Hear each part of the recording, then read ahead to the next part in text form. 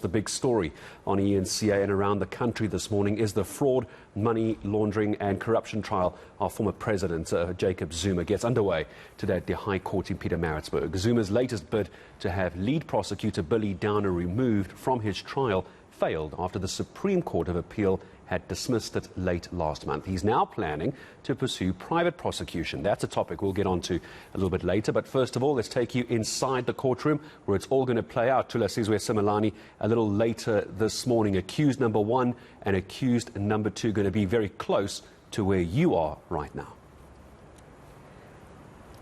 Absolutely, Gareth. I'm inside Courtroom A at the High Court in Pietermaritzburg. If all goes according to the state's plan, much of the action will be centered here, the witness box. The state will be hoping to call their first witness. The last indication we had was that they were going to call Patricia de Lille to be their first witness in really trying to get to the substance of the matter and trying to prove the guilt or the innocence of Mr. Zuma. So that's according to the plan of the state, that they'll be able to call someone, and a witness who will be called in here and come and testify.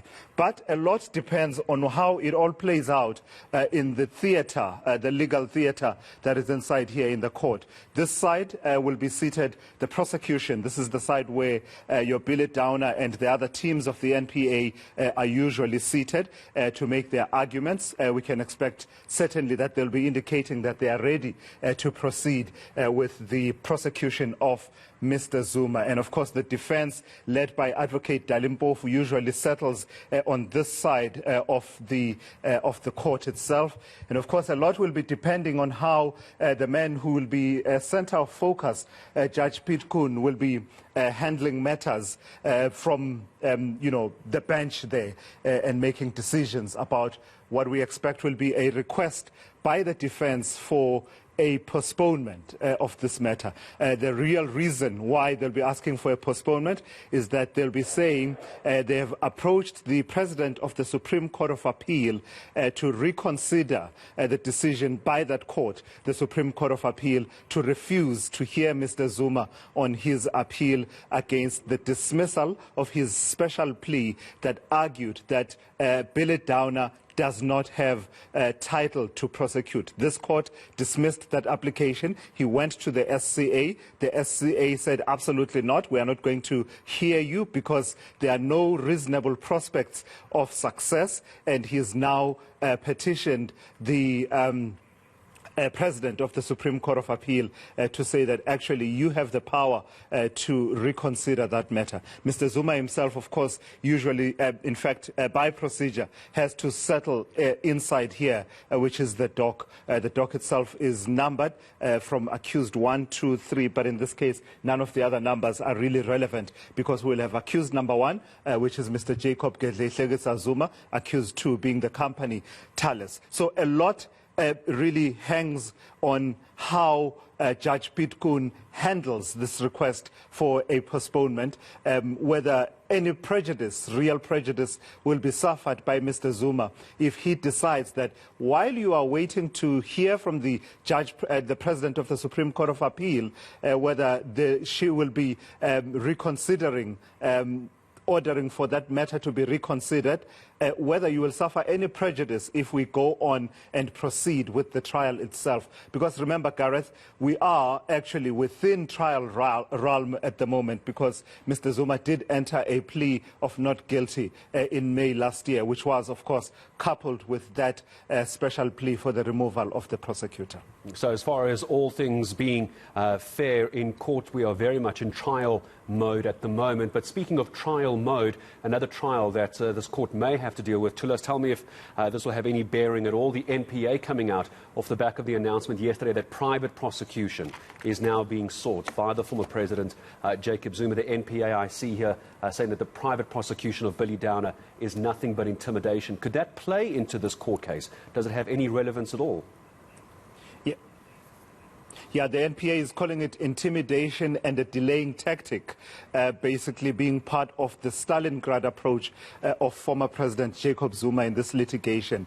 And as far as they are concerned, it will have absolutely no impact in how these proceedings should be carried out. Mthunzi Maga, speaking on behalf of the NPA, telling us that it's not in anyone's interest for this matter to be delayed any further. Because remember, Gareth, from the initial laying of the charges and the initial, I don't know if there's such a thing as initial start of this particular matter, 17 years have passed. 17 years.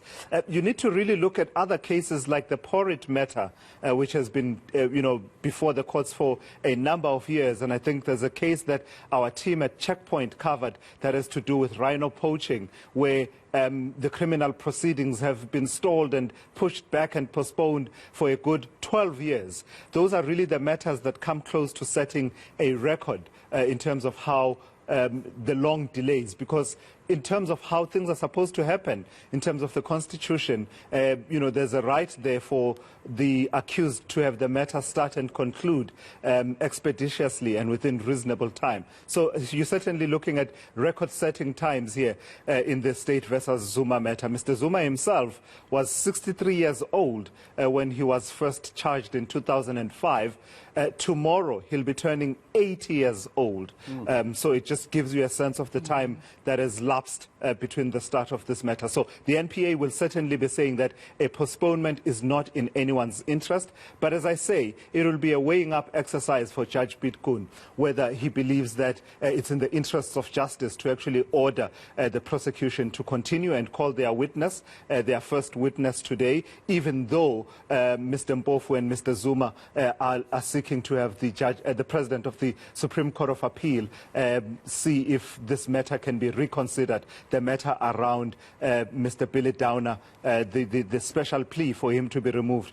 Certainly the Jacob Zuma Foundation saying that it would not be proper for Mr. Downer, someone they call, whom they say will be accused number one in a private prosecution in terms of Section 7 of the Criminal Procedure Act, which does allow for that to happen in instances where the Director of Public Prosecutions declines to prosecute a matter, which, according to Mthunzi Maga, the Director of Public Prosecutions in KwaZulu-Natal has certainly decided that there's no matter to prosecute against Billy Downer. So a lot of legal arguments we expect inside Courtroom A here today. Just very quickly, Chilas, before I let you go, are we going to see the former president himself appearing in court? I would imagine yes, considering we could see the first witness being called. And if that is the case, I imagine outside that building where you are now, the usual fanfare of security going to be sweeping through there fairly shortly. And what time does it start? Oh, absolutely, Gareth. The Jacob Zuma Foundation assuring us that contrary to speculation that suggested, and I don't know, I didn't see this speculation, but in any case, the Jacob Zuma Foundation says there had been speculation that he would not be in court. He certainly will be in court here because, of course, as we said at the start, we are within trial mode and the accused is expected to be in court. This is not one of those interlocutory processes that sometimes are civil in nature, the kind of applications like the stay of prosecution applications, etc., and also where the judge can exercise a degree of flexibility. Once we are in trial mode, it really takes exceptional circumstances for the accused to not be present in court, and Mr. Zuma will certainly be present in court. He'll probably be making his way, preparing to make his way from Nkandla this morning and making his way to Pietermaritzburg. In terms of support outside, we can expect, it's raining in Pietermaritzburg. I don't know what the impact of that will be, but politically, he did receive the support of the Musadladla region of the ANC over the last few days, and importantly, politically, developments coming out of eThekwini, where Zandile Gumede has been elected the chairperson of the ANC in eThekwini.